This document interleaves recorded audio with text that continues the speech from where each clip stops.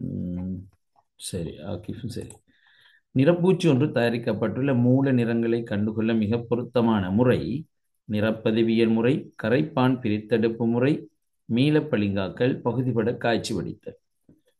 அப்ப வெவ்வேறு நிறங்கள் இருந்தால் நாங்கள் அதை பிரித்தெடுக்கிறதுக்கு மிக பொருத்தமான முறையாக நாங்கள் கருதுவது, அதாவது ஆவி பரப்பற்ற பதார்த்தங்கள், ஆவியாகாமல் இருக்கிற பதார்த்தங்கள், காணப்படும் கலவை திண்மம் அல்லது திரவம். இந்த நிறப்பதிவியல் முறை அண்மையில் எக்ஸாம்களுக்கு வர இல்லை. சரியா? இந்த நிறப்பதிவியல் முறை அண்மையில் எக்ஸாம்களுக்கு பெரும்பாலும் வர இல்லை. அதை கொஞ்சம் நல்லா பார்த்துக்கொள்ளுங்க. அது மேற்கொள்ளப்படுவது ஆவி பரப்பற்ற அப்படின்னா ஆவியாகாதது.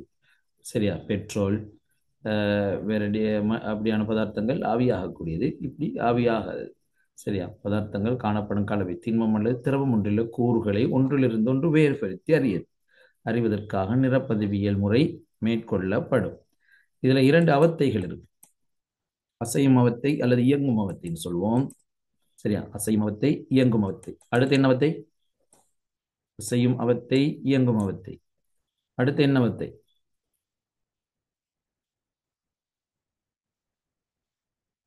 நிலையான நிலையான அவத்தை.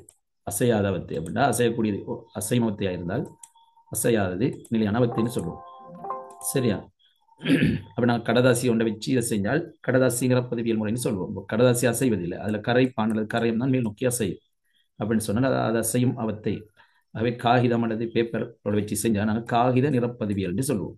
இதுல செய்யப்பட்டிருப்பது பாருங்க, இந்த காகிதம் வச்சிருக்கு, அதுல ஒரு பச்சை இடப்பட்டிருக்கு. பச்சையத்தில் உள்ள வெவ்வேறு நிறங்கள். சரியா? அதுல அசட்டோன், மண்ணெண்ணெய், பெட்ரோல், திரவத்தை ஊற்றி செய்வாங்க. அப்ப அது அசை மேல் நோக்கி, அது அசைமவத்தியாக காணப்படும். இந்த படம் வந்தாலும் நீங்க பெயர் குறிக்க தெரிஞ்சிருக்கணும். கரைப்பான்ல காணப்படுது. கரைப்பான்ல தொடுகையுற்ற நிலையில தான் இந்த கடதாசி கீழம் காணப்படும். கரைப்பான்ல தொடுகையுற்ற நிலையில கடதாசி கீழம் காணப்படும். கொதிகுழாய் பச்சையம் கடதாசி கீழத்தை தொங்கவிடும் கொழுக்கி. அப்ப இந்த இது பட பகுதிகள் எல்லாம் மிக இலகுவான பகுதிகள், அதை மிஸ் பண்ணிடாதீங்க. இப்போ எங்களுக்கு தெரியும், ஒரு பேப்பரை நாங்கள் தண்ணியில் வச்சா அது அப்படியே அசைஞ்சு கொண்டு போகும், அப்படித்தானே? அது ஊர். அப்போ இதுலேயும் போகும்போது இந்த பச்சையத்தில் வெவ்வேறு நிறங்கள் இருக்கும். சரியா? அப்போ ஒவ்வொரு நிறமும் ஒவ்வொரு எல்லையில் வந்து நிற்கும். அப்போ அந்த பச்சை கலருக்குள்ள வேற என்னென்ன நிறங்கள் இருக்கு வேறுபடுத்தி எங்களுக்கு இனம் காணலாம். வெவ்வேறு நிறங்களை இனம் காணலாம். அதில் உள்ள கூறுகளை, நிறங்கள்ல கூறுகளை இனம் காணலாம். அதே நேரம் நாங்கள் இந்த விஷயத்திலே பார்த்துக்கொள்வோம், இந்த நிறப்பதிவியல் முறை எதுக்கு எதுக்கு பயன்படுது சொல்லுங்க பார்ப்போம். நிறப்பதிவியல் முறையின் பயன்பாடு அன்றாட வாழ்க்கையில் அல்லது கைத்தொழில் துறைகள்ல நிறப்பதிவியல் முறையின் பயன்பாடு என்ன?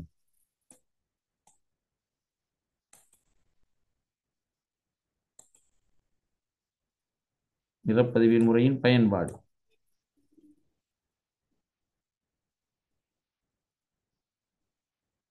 ஆதில் ஹசன், விட வரவும் இல்லை. என்ன பயன்பாடு?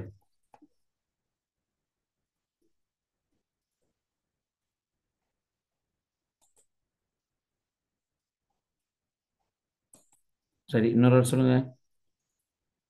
ஆகிஃப், நிறப்பதிவியல் முறையின் பயன்பாடு. நிறங்களை வேறுபடுத்த அப்படியா? உணவுகளில் கேடு விளைவிக்கும் உணவுகளில் பதார்த்தங்கள் காணப்படுகின்றனவா என கண்டறிது. உணவுகளில் கேடு விளைவிக்கும் பதார்த்தங்கள் காணப்படுகின்றனவா என்பதை கண்டறிவதற்கு. அடுத்தது, தாவரங்களில் தொழிற்பாடுடைய இரசாயன சேர்வைகளை இனங்காண்பதற்கு. தாவரங்களில் தொழிற்பாடுடைய இரசாயன சேர்வைகளை இனங்காண்பதற்கும் உணவுகளில் கேடு விளைவிக்கும் பதார்த்தங்கள் காணப்படுகின்றனவா என கண்டறிவதற்கு தான் இந்த நிறப்பதிவியல் முறை பயன்படுகிறது. அதே நேரம் நீரில் நச்சு இரசாயனங்கள் கலந்துள்ளனவா, நீரில் நச்சு இரசாயன பதார்த்தங்கள் கலந்துள்ளனவா என கண்டறிவதற்கு. அப்ப 3 பயன்பாடுகள் இருக்கு.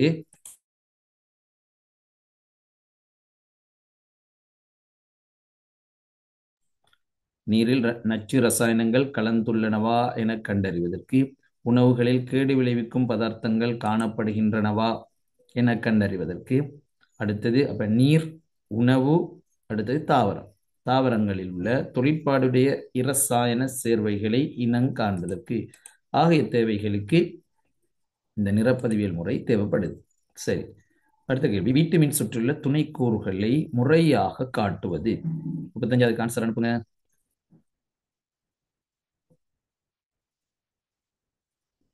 35வது.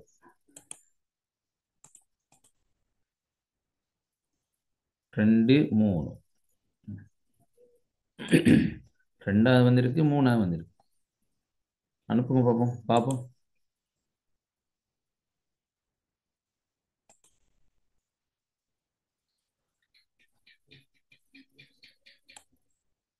இது எத்தனாம் பாடத்தில் உள்ள கேள்வி? Part 1 part 2? பார்ட் 2ல 10ஆம் பாடம். ஓ, பார்ட் 2ல 10ஆம் பாடம். வந்த விடைகள் 2 3 மாறி மாறி வந்திருக்கு. 3 2 3 2ன்னு மாறி மாறி வந்திருக்கு. எல்லாரும் அனுப்புங்க பார்ப்போம்.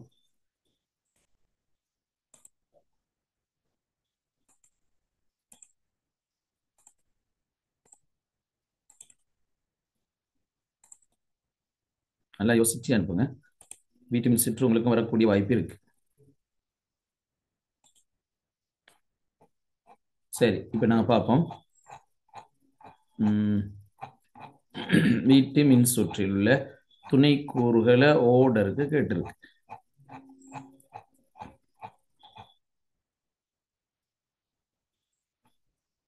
சரி, ஆன்சர் 2 2 3 2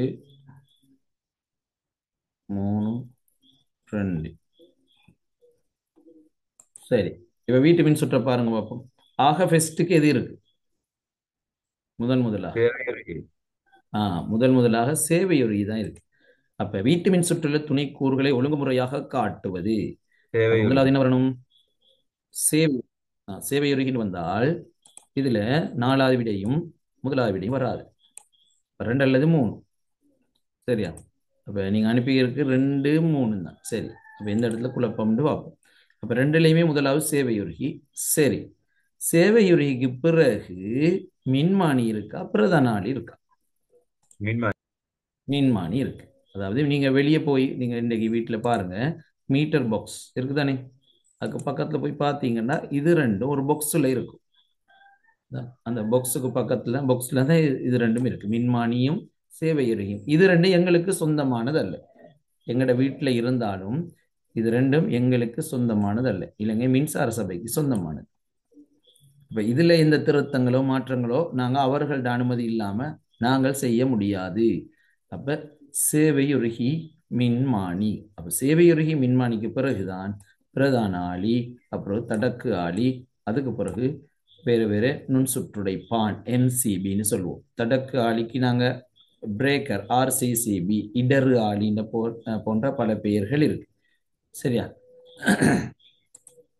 அப்ப முதலாவது என்ன வரப்போகுது? சேவையுறுகி மின்மானி பிரதான ஆளி இடறு ஆளி. 35க்கு 2வது விடை.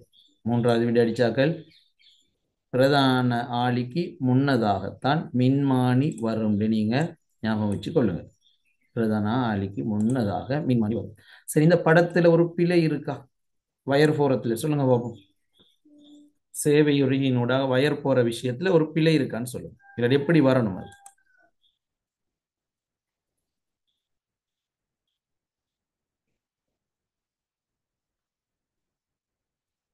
எப்படி வரணும் அந்த வயர்?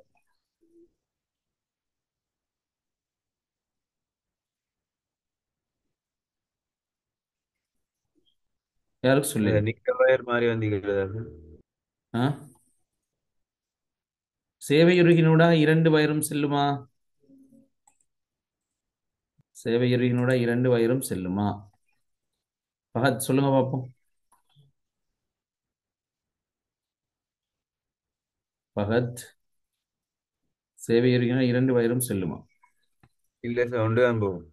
என்ன வயர் செல்லும் சேவையுறுகினோட? சேவை, இது மிக முக்கியமான நியூட்ரல். கேள்வி. ஆ, உயிர் கம்பி செல்லும். கீழே உள்ள படத்தை பாருங்க, ஸ்கிரீன்ல பாருங்க.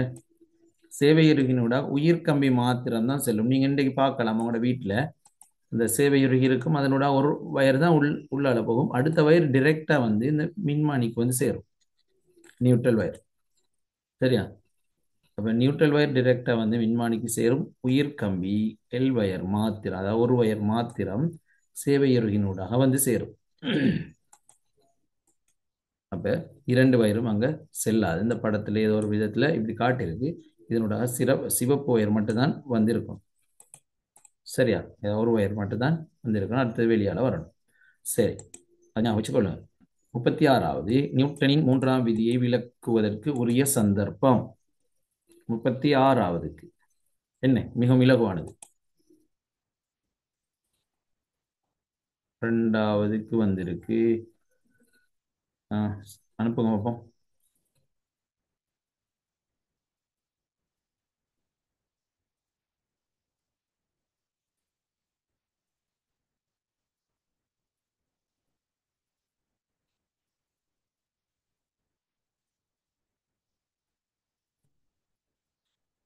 ஃபஹத் எழுதி இப்போ ஆன்சர் வந்திருக்கு. அடுத்தாக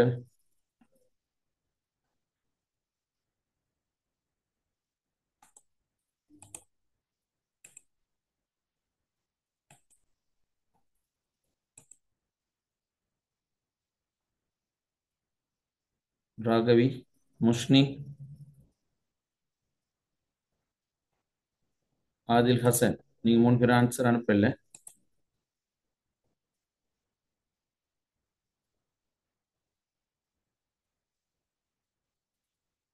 எங்க ஆன்சர் ராகவி, முஷ்னி, ஆதில் ஹசன்.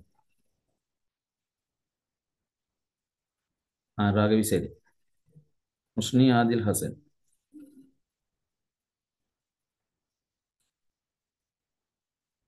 சரி, குயிக் அனுப்புங்க.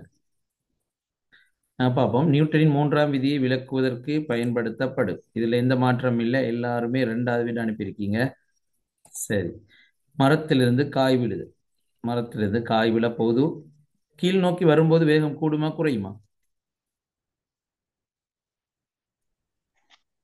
வேகம் கூடும். கூடும். வேகம் கூடும். எத்தனை ஒவ்வொரு செகண்டுக்கும் எவ்வளவு ஸ்பீட் கூடும் மரத்திலிருந்து ஒரு காய் விழும்போது?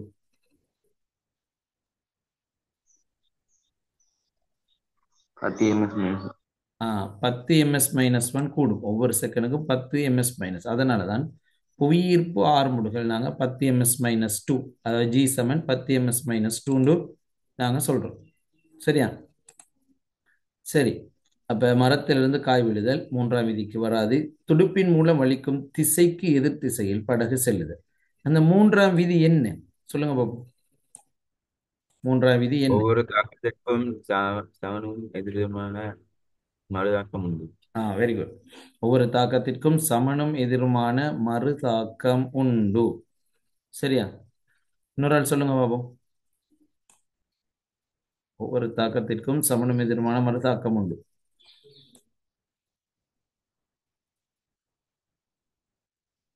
இன்னொரு ஆள் சொல்லுங்க.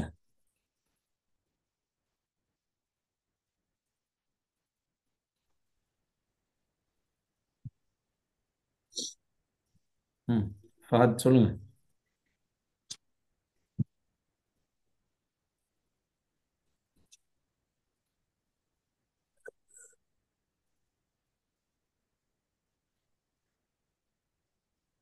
மைக் ஒன் பண்ணி வச்சது சரி வராது, சொல்லுங்க.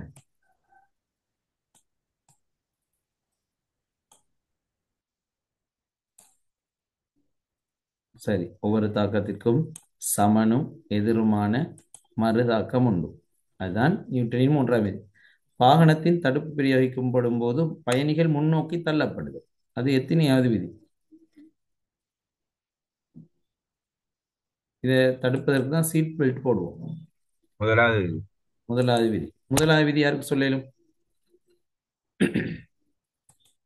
முதலாவது விதி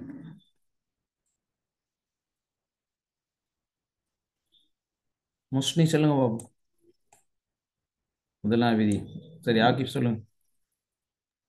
ஒரு விசை பிரயோகிக்கப்படாவிட்டால் ஓய்வில் இருந்த பொருள் ஓய்விலே இருக்கும், இயங்கிக் கொண்டிருக்கும் பொருள் இயங்கிக் கொண்டிருக்கும்.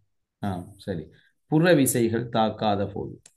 சரி, அதாவது புற விசைகள் தாக்காத போது ஓய்வில் உள்ள பொருள் ஓய்விலே இருக்கும், இயங்கிக் கொண்டிருக்கும் பொருள் சீரான வேகத்துடன் இயங்கிக் கொண்டிருக்கும். இயங்கிக் கொண்டிருக்கும் பொருள் சீரான வேகத்துடன் இயங்கிக் கொண்டிருக்கும். சரியா? சரி, இப்போ ரெண்டு பேர் ஜாயிண்ட் ஆகியிருக்காங்க. சரி, வான்பொருள்கள் இயங்கிக் கொண்டிருத்தல். வான்பொருள், வான்பொருள் என்ன? வான்பொருள் ஆகாயத்தில் உலவு பொருட்கள், உதாரணத்துக்கு புவி. சரியா? விண்வெளியில உலவி கொண்டிருக்கு நாங்கள் வாழ்ற புவி. புவி, சூரியன், வேணைய கோள்கள் வான்பொருள்கள். இது எத்தனையா விதி? நாலா விஷயம்.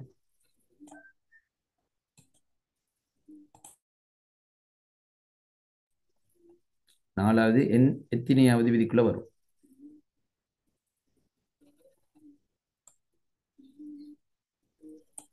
இரண்டாவது விதி. ஆம், நாலாவது முதலாவது விதிக்குள்ள வரும். சரியா? அந்த எங்களோட பூமி இயங்கிக் கொண்டிருக்கு. ஓய்வு புறவிசைகள் தாக்காத போது ஓய்வில் உள்ள பொருள், ஓய்வில் இருக்கும் இயங்கிக் கொண்டிருக்கும் பொருள் சீரான வேகத்துடன் இயங்கிக் கொண்டிருக்கும். சரியா? எங்களோட பூமி என்ன நடக்குது? சீரான வேகத்துடன் இயங்கிக் கொண்டிருக்கு. 24 மணித்தியாலத்துக்கு தன்னைத்தானே சுற்றிவிடும். அதே போல 365 நாள்ல சூரியனையே சுற்றி வரும். அப்ப சீரான வேகம் ஒவ்வொரு வருஷமும் அப்படியே நடக்குது. அப்ப எதுக்கு எப்ப சூருதப்படுதோ, சரியா, சூருதப்படுன உலகம் அழிகிற காலத்துல அப்ப அதுல புறவிசை தாக்கப்படும். புறவிசை தாக்கப்படும் போது அதுல இயக்கம் பாதிக்கப்படுது.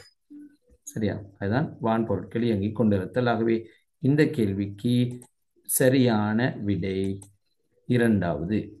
சரி, 37வதுக்கு என்ன ஆன்சர்? 37வதுக்கு அனுப்புங்க.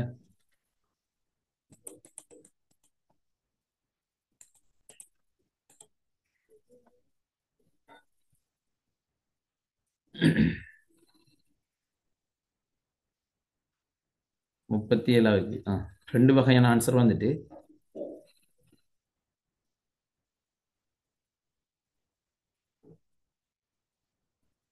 விடை இருக்கா, விடை இல்லையா? என்ன ஆன்சர்? செய்க வழி யாரும் செஞ்சீங்களா?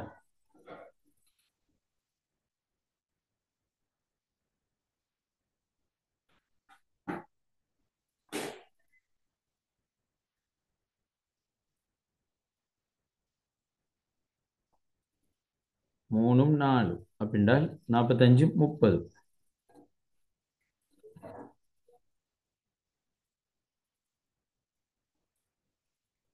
சரி, சரியான விடை வருதா?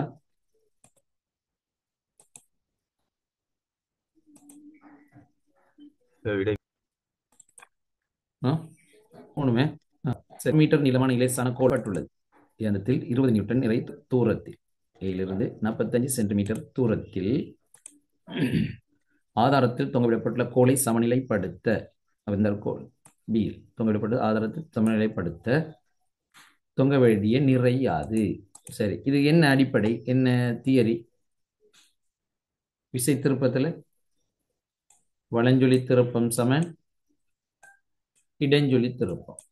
வலஞ்சொலி திருப்பம் இடஞ்சொலி திருப்பம் இப்படி கண்டுபிடிக்கிற, நான் வலது கையை வச்சு தான், வலது கையை வச்சு எங்களுக்கு இப்படி பெருவிரலை வச்சு இப்படி வலது பக்கம் அது திருப்பமாக இருந்தால் வலஞ்சொலி திருப்பம். சரியா? இப்போ இடது கை எடுத்து இப்படி இடது கையால் அப்படி பெருவிரலை மையமாக வச்சு இடது கையால் அது திருப்பமாக இருந்தால் அது இடஞ்சொலி திருப்பம். சரியா? உங்களுக்கு இப்போ நான் காட்டுறது வலது கை இடது கை வித்தியாசமாக விளங்கலாம். மிரர் வியூவில் வந்தால் இப்போ வலது கை எடுத்து பெருவிரல் மூலமாக அசைக்க முடியுமா இருந்தால் வலஞ்சொலி திருப்பம். இடது கையிட பெருவிரலை மையத்தில் வச்சு அது இப்படி உள்நோக்கி திருப்ப முடியுமா இருந்தால் இடஞ்சொலி திருப்பம். சரியா? இரண்டும் சமனாக இருக்கணும். வலஞ்சொலி திருப்பம் சமன் இடஞ்சொலி திருப்பம். அப்ப இங்க பார்ப்போம், இதுல நாங்க பார்க்கணும் இடஞ்சொலி திருப்பத்திற நிறை. அப்ப இதுல நாங்க எஃப்னு எடுப்போம். சரியா? எஃப் சமன், சரியா, எஃப் தர தூரம் எத்தனை? விசை தர சுழற்சி அச்சில் இருந்தான செங்குத்து தூரம். சுழற்சி அச்சிலிருந்து பிக்கான தூரம் என்ன?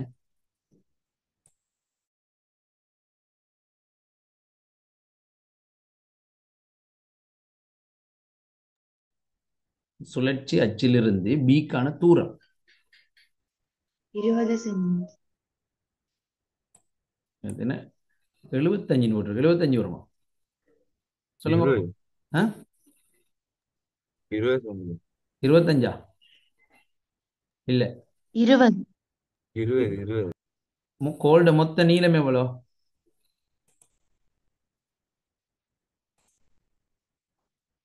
எவ்வளோ கோல்ட நீளம்? 90. கோல்ட நீளம் 100 மீட்டர். 1 மீட்டர்னே எத்தனை? 1 மீட்டர்னா 100 சென்டிமீட்டர். அப்போ 100 சென்டிமீட்டர்டா இங்கே பாருங்க, இங்கே 45, இங்கே 25. இப்போ 45, 50, 60, 70 போயிடுச்சு. அப்போ இந்த கேப் எவ்வளோ வரும்? இந்த 30. இடம். ஆ 30. 30. சரியா, இந்த கேப்புக்கு 30 வரும். இப்போ எல்லாத்தையும் கூட்டி பாருங்க, 100 சென்டிமீட்டர் வரும். ஏன் 1 மீட்டர் என்றால் எத்தனை? 100 சென்டிமீட்டர். அப்போ 45, 30, 75, 75, 25, 100. அப்போ இந்த சுழற்சி அச்சிலிருந்து பி புள்ளிக்கான தூரம் எத்தனை? 30. அவை நாங்கள் இதை எஃப்னு எடுத்தோம். இது வளைஞ்சொலி திருப்பம். இதை எஃப்னு எடுத்தால் சுழற்சி அச்சில் உள்ள தூரம் எத்தினதுக்கு? சுழற்சி அச்சிலிருந்து 30. 30. சுழற்சி அச்சில் இருந்த தூரம் 30 சென்டிமீட்டர். சென்டிமீட்டரை மீட்டரை மாற்ற நாங்கள் 100ஆல பிரிக்கணும். ஆனால் அங்கால பக்கமும் சென்டிமீட்டரை இருப்பதனால அந்த பிரிக்கிற 100கள் ரெண்டும் வெட்டுப்படும். அப்படி நாங்கள் அது போட தேவையில்லைங்க. சரியா?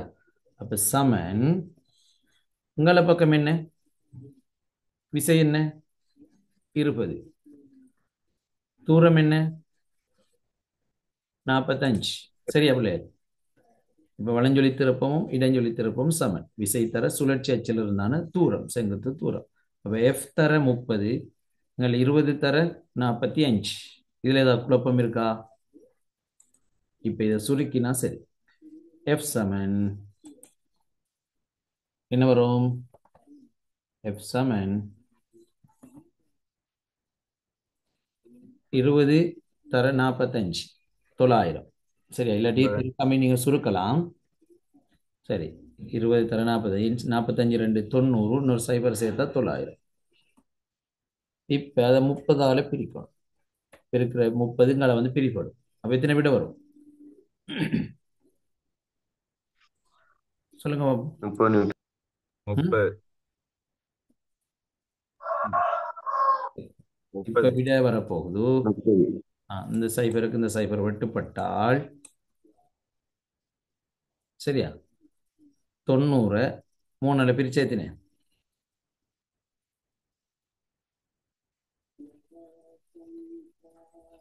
3 பிரிச்சா 30. சரியா? அவை எஃப் சமன் எத்தனை வரப்போகுது? 30. அது நியூட்டன். சரியா? ஆகவே விடை எத்தனை? விடை 4வது விடை. 3வது வந்தாக்களுக்கு என்ன நடந்தது? ஏதாவது சந்தேகம் இருந்தா கேளுங்க. நான் செஞ்சது பிள்ளையா இருந்தா சுட்டி காட்டுங்க.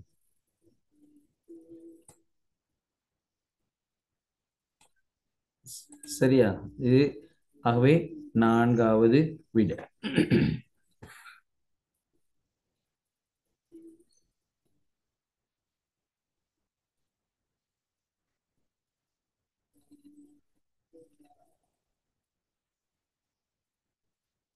சரி, 38வது. 38வது விடையை சொல்லுங்க. 38வது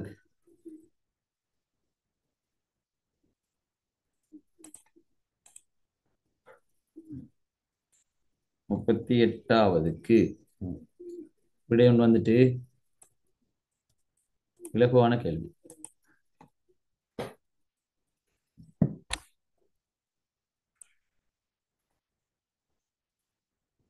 நசரின் பானு.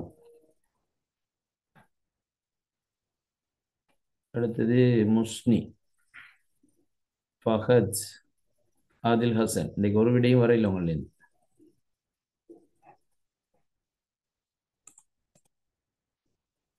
சரி, ஃபஹத் வந்துட்டு இஃப்கியா ராகவி, ஃபாய் காமட் செய்க வழியோடு அனுப்பியிருக்கு.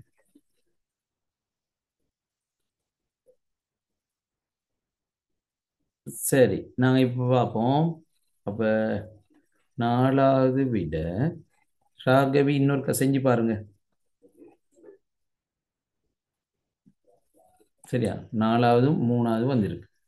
இப்போ நாங்கள் பார்ப்போம். மோட்டார் வாகனம் ஒன்றின் பிரதான விலக்கு 12 வோல்ட் அப்படின்னா வி அழுத்த வேறுபாட்டை வழங்கிய போது 1.5 மின்னோட்டம் 1.5 மின்னோட்டம்டா ஐ. அப்ப வி வந்துட்டு ஐ வந்துட்டு விளக்கின் வலு யாது பி.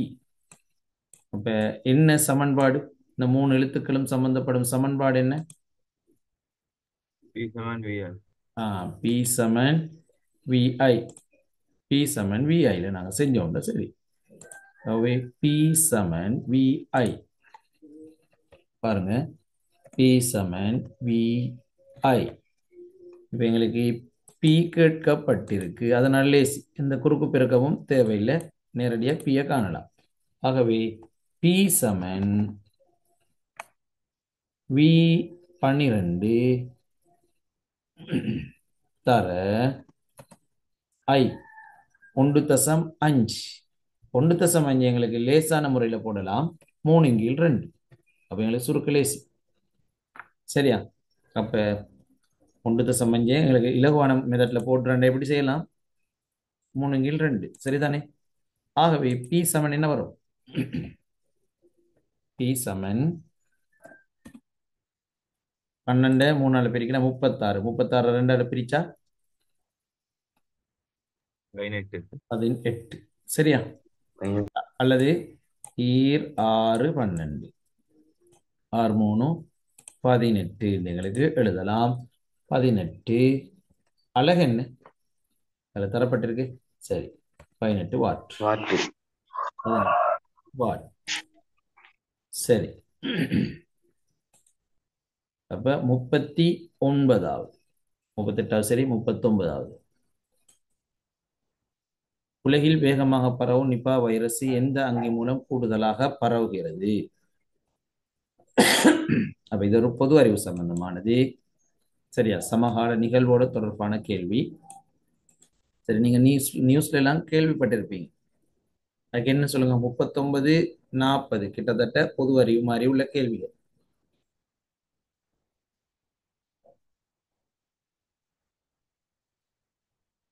முப்பத்தொன்பதுக்கும் 40க்கும் முஸ்னீட்ட இருந்து வந்திருக்கு இப்பதான். சரி, 39க்கும் 40க்கும் அனுப்புங்க. ஃபாய்க்கும் முஸ்லீம் அனுப்பியிருக்கு விட.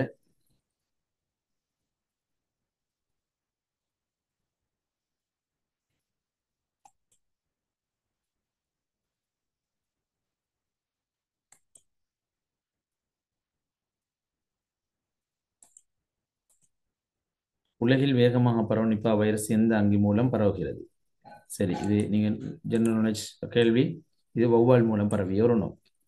சரியா? வௌவால் மூலம் பரவிய நோய். 40வதுக்கு தொற்றா நோய்களிலிருந்து பாதுகாப்பு பெற சிறு வயது முதல் மேற்கொள்ள வேண்டிய செயற்பாடு. தொற்றா நோய்கள் ஒரு 2 சொல்லுங்க பாப்போம்.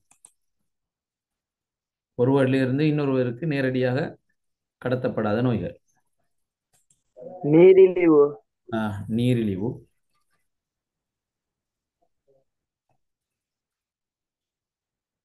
நீரிழிவு, உயர் குருதி அமுக்கம், இதெல்லாம் தொற்றா நோய்கள். புற்றுநோய். சரியா? சரி, அப்ப தொற்றா நோய் வேற, தொற்று நோய். தொற்று நோய் தான் டெங்கு, மலேரியா, இப்போ நான் கொரோனா மூலம் வர COVID-19. அது தொற்று நோய். ஒரு ஆள்லேருந்து இன்னொரு ஆளுக்கு ஏதோ ஒரு வகையில் பரவுற நோய்கள். அவை 40வதுக்கு தொற்றா நோய்களிலிருந்து பாதுகாப்பு பெற சிறு வயது முதல் மேற்கொள்ள வேண்டிய செயற்பாடு யாது? என்ன சுகாதார பழக்க வழக்கம் கேட்டிருக்கு. சுகாதார பழக்க வழக்கம். நிரம்பிய கொழுப்புகளை அதிகம் உட்கொள்ள. நிரம்பிய கொழுப்புகளை அதிகம் உட்கொண்டா எங்களுக்கு கொலஸ்ட்ரால் வரக்கூடிய வாய்ப்பு இருக்கு. அது ஒரு தொற்றா நோய். அப்ப அது வராது.